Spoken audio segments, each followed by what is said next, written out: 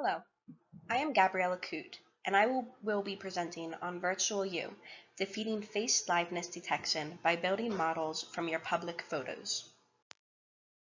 The authors are Yi Zhu, True Price, Jan Michael Fram, and Fabian Monros, all from the University of North Carolina at Chapel Hill. The paper was originally presented at the 25th Usenix Security Symposium in 2016. I will begin by providing some background information, then moving on to the modern defenses against spoofing, the author's goal for the research, the proposed approach to accomplish the goal, the results of the experiment, further tests the authors performed to determine how variables affected the results, proposed defenses to this attack, and finally, I will give a few takeaways. Face authentication has been a rapidly developing technology to secure devices. There are three major attacks. Still image-based spoofing, which is when one or more images are held up to the device. It is the easiest to perform and also the easiest to defend against by having the device detect 3D structure. Video-based spoofing, which is when a video of the victim's moving face is held to the device to try to imitate liveness. This is more difficult to accomplish because facial videos are more difficult to obtain. Video-based spoofing can be countered by checking the consistency of the data with inertial sensors, requiring the video to be recorded with the same camera motion as the device reading the video. Lastly is 3D mask-based spoofing, which is when a 3D printed mask is used to fool the device. This is the hardest and most time-consuming method, and it requires specialized equipment. The last method, the 3D mask-based spoofing, is the method that this paper will try to exploit. The three most popular facial model reconstruction approaches can be categorized into three classes, which include shape from shading, which reconstructs the face using illumination and reflectance, structure from motion, which uses multiple photos to triangulate spatial positions of 3D points, and statistical facial modeling, which uses statistics to render the 3D facial reconstruction. Shape from shading is not useful in this experiment because it can only use one picture and needs relatively simple illumination, which doesn't work for a real world example. Structure from motion would not work because it requires many consistent views of the surface from different angles, which if you're getting pictures off of social media, people don't post the same picture over and over from different angles often. The third one is used, specifically the 3D morphable model, which learns the principal variations of face shape and appearance that occur within a population, and it fits it to a specific face when reconstructing. As I said, this is the one that's going to be used throughout the experiment. Some modern defenses against spoofing include texture-based, which assumes that a spoofed face will have a distinctly different texture from a real face. However, with the improved resolution displays, the difference is hard to notice. Detecting this would also require training on every possible spoofing material, which would be unrealistic. Motion-based uses the motion of the user's head to infer a 3D shape. Since the structure from photos are normally planar in depth, this is a strong defense against both still image and video-based attacks. A liveness assessment requires the user to perform certain tasks during an authentication, tasks such as moving the eyes or lips or blinking. This helps defeat many contemporary spoofing attacks. For this research, these defenses are considered state-of-the-art and are what the authors are trying to attack.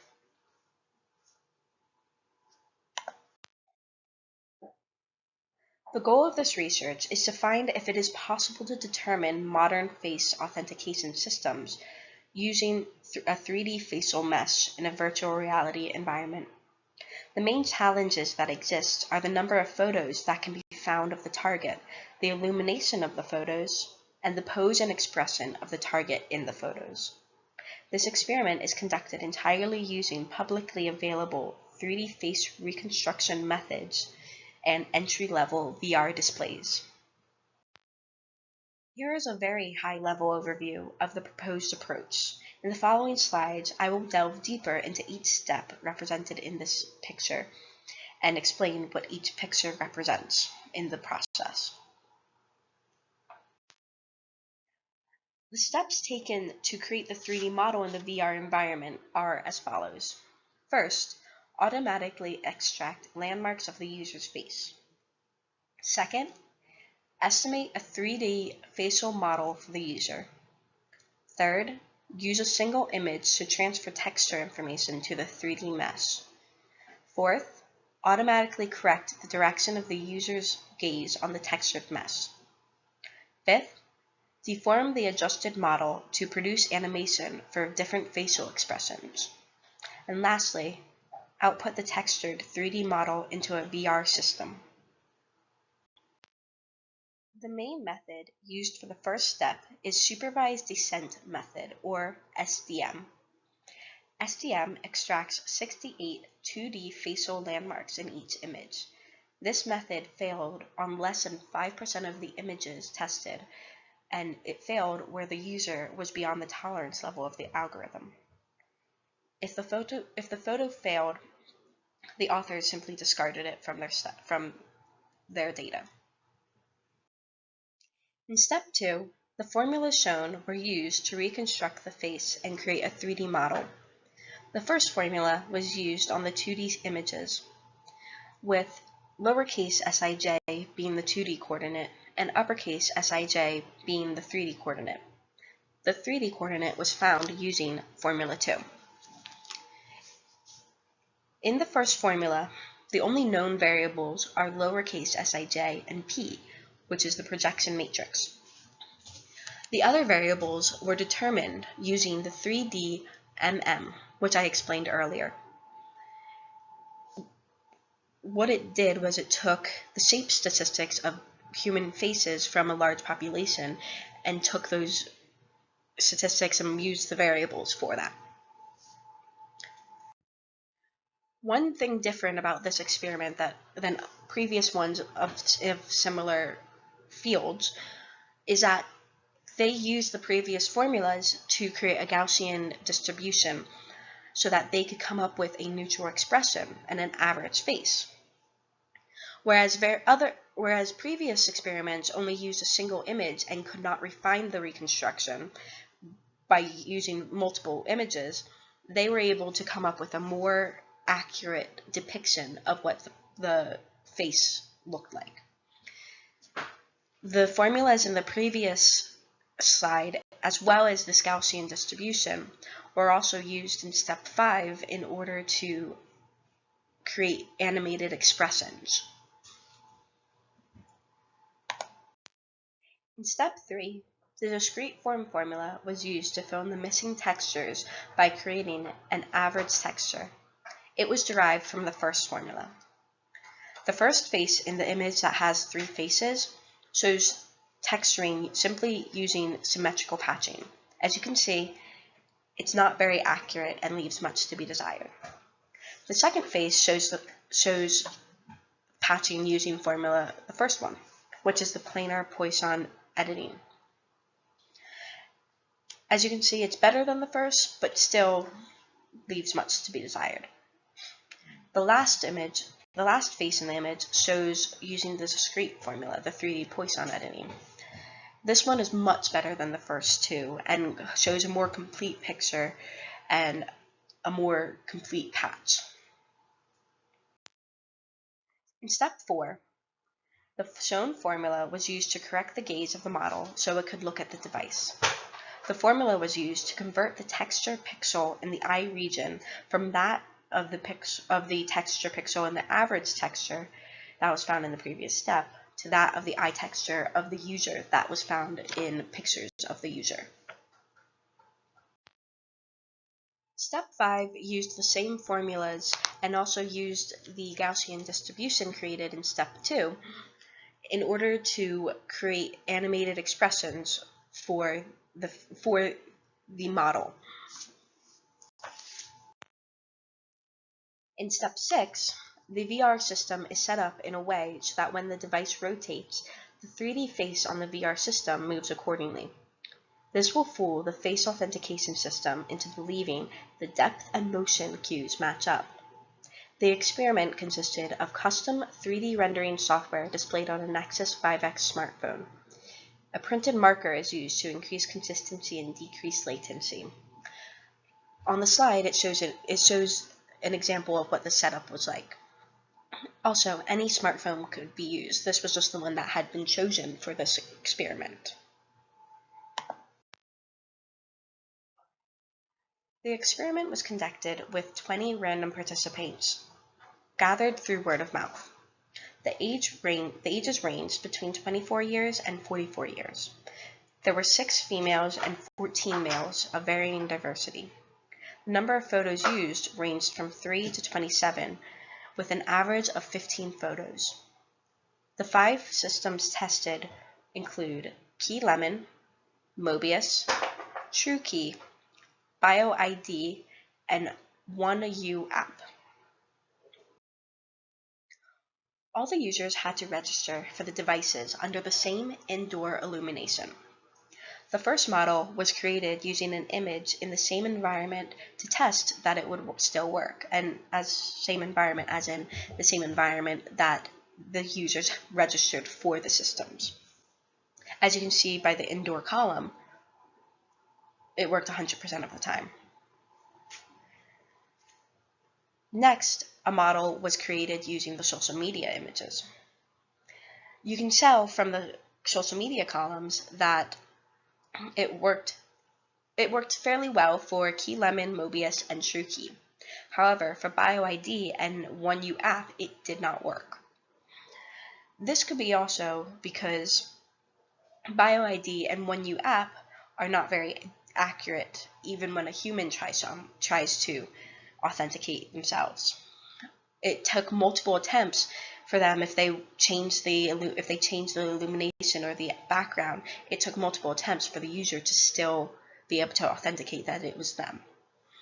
The second column for social media shows the average number of attempts that it took to authenticate the face. The authors also tested how the types of pictures affected the results. They tested image quality, results shown in Figure 1, head angle, Figure 2, and a mix of large head angle and low quality frontal pictures, Figure 3. It was found that as long as the face in the image is at least 50 pixels, the picture can still be used to create an accurate model, which is shown in Figure 1. As seen in Figure 2, as the yaw angle increased, the success rate decreased. For the last test, a yaw angle of larger than 20 degrees and a resolution of less than 30 pixels was used. The combination worked better than just using either that large of a yaw angle or that low of a resolution. The authors tested to see how it would react if the software was trained to pick up a VR image. The first column of the table shows what training data was used, and the following 3 columns represent false positives. As shown in the table, even if the system is trained to detect VR, it will still result in 1 out of every 2 attacks being successful. VR as a whole is much more accurate than video as well.